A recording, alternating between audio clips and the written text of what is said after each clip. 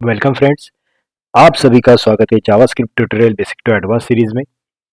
आज हम देखने वाले हैं has attribute and has child node method. ये मेथड हमें क्यों यूज करनी है और किस जगह पर हम यूज कर सकते हैं, ये आज हम जानेंगे। तो इसके लिए मैं वही स्ट्रक्चर फॉलो करता हूँ जो कि मैंने पहले वीडियोस में किया था। आपके जस्ट अंडरस्टैंडिंग के लिए मैंने यही code as it is copy करके अपनी जेएस फाइल में रखी, जिससे आपको देखने के लिए आसानी हो जाएगी कि मैं किसको टारगेट करना चाहता हूँ। तो पहली मेथड हमें है कर यूज करनी हैज एट्रीब्यूट मेथड। राइट, ये मेथड किस लिए यूज होती है? तो ये मेथड हमें सिर्फ चेक करने के लिए यूज होती है कि उस दिए गए टारगेटेड एलिमेंट के ऊपर हम जो स्पेसिफिक एट्रीब्यूट देखना चाहते हैं कि वो प्रेजेंट है या नहीं है। ये जस्ट चेक करने के लिए हम ये मेथड का इस्तेमाल करते हैं। फॉर एग्जाम्पल, सपोज मैंने टारगेट किया इनर क्लास के एलिमेंट। मैंने इसके लिए इनर एलिमेंट नाम दे दिया और उसको मैंने टारगेट किया यूजिंग दिस क्लास। राइट, अब इस क्लास के जरिए मैंने इसको टारगेट किया। अब मैं क्या करना चाहता हूं कि मैं इसके ऊपर चेक करना चाहता हूं कि इनर एलिमेंट के ऊपर हैज एट्रीब्यूट करके आईडी नाम से कोई एट्रीब्यूट है क्या। अगर आईडी नाम से कुछ एट्रीब्यूट इसके अंदर होता यहां पर, तो ये ट्रू रिटर्न करता। देखिए, जैसे मैंने सेव किया तो यहाँ पे आपको ट्रू रिटर्न किया।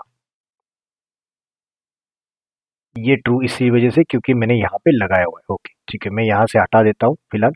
ओके, तो ये फॉल्स क्यों आया है? क्योंकि मेरे इस डिव के ऊपर जिसको मैंने टारगेट किया है उसके ऊपर आईडी एट्रीब्यूट नहीं है। राइट, अगर मैं इसी को क्लास के लिए करूं, ठीक है, कि क्लास एट्रीब्यूट उसके ऊपर मौजूद है क्या, ये अगर मुझे चेक करना है तो मैं सिर्फ यहाँ पे ऐसे क्लास लिख दूंगा। अब चेक करूंगा तो देखिए मुझे ट्रू मिलता है। राइट, आपको थोड़ा जूम कर देता हूँ, देखने के लिए आसानी हो जाएगी। तो आईडी एट्रीब्यूट उसके ऊपर नहीं है, इस वजह से फॉल्स है। बट क्लास एट्रीब्यूट है, ये क्लास एट्रीब्यूट हमने यहाँ पे लगाया है, इसकी वजह से यहाँ पे ट्रू आया है। अब जो सिनेरियो जहां पे मैंने ऐसे सपोज लिख दिया है कि यहाँ पर मैं आईडी लिख देता हूँ, बल्कि उसके अंदर मैं कुछ वैल्यू नहीं दूंगा, मैं जस्ट आईडी नाम से एट्रीब्यूट यहाँ पे मेंशन करता हूँ, तो देखिए मुझे ये ट्रू फॉल्स की वैल्यू अब बन गई ट्रू। क्यों?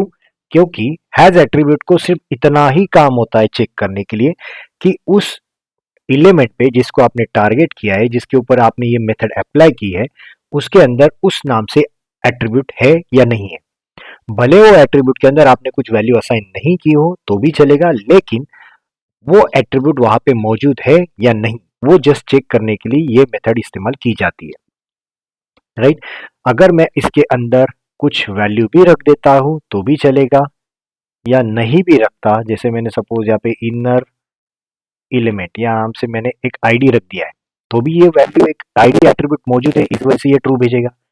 मैंने यहाँ से वैल्यू हटा भी दी तो भी ये कंसिडर ब्लैंक करेगा इसको कि इसके अंदर कोई वैल्यू नहीं है, मतलब इस तरीके से उसको ट्रीट करेगा।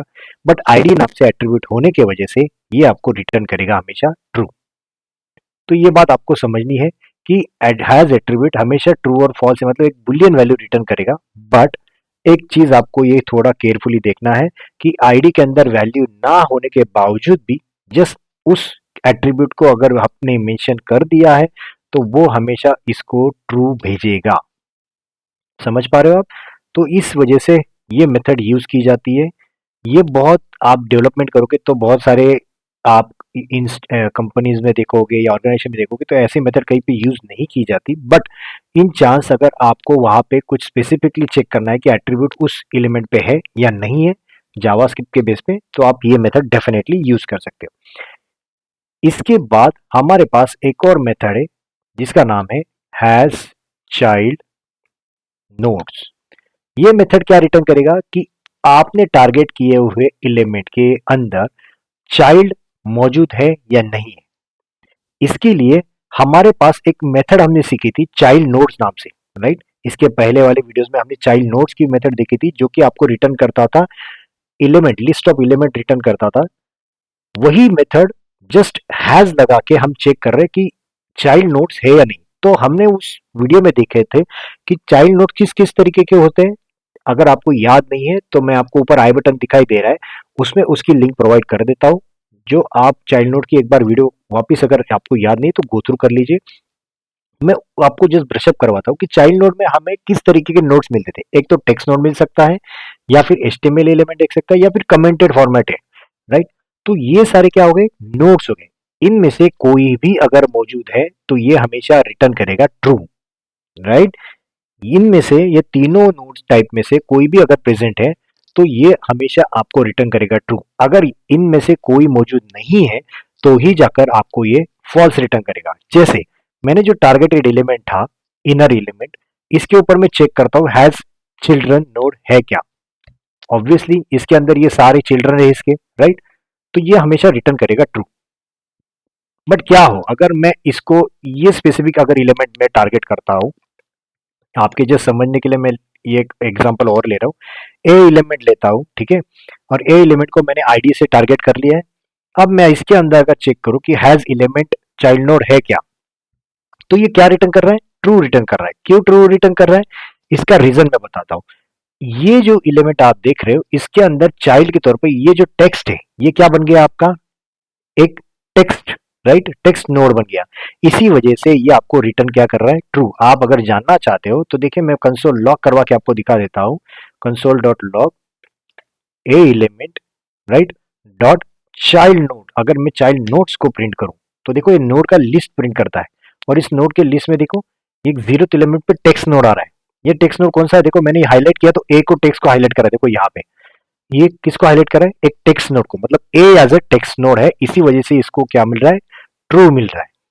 क्या हो अगर मैं यहां से, मतलब आपके एचटीएमएल से, यहां से नहीं तो यहाँ के एचटीएमएल से मैं ये हटा दूं, अब क्या रिटर्न करेगा, अब डेफिनेटली इसको फॉल्स रिटर्न करेगा क्योंकि इसके अंदर कोई भी चिल्ड्रन नहीं है।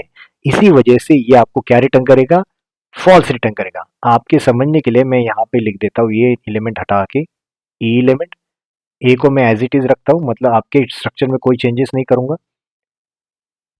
ए को मुझे ट्रू मिल रहा है, और वही सेम चीज अगर मैं चेक करूं किसके लिए, ई के लिए, राइट।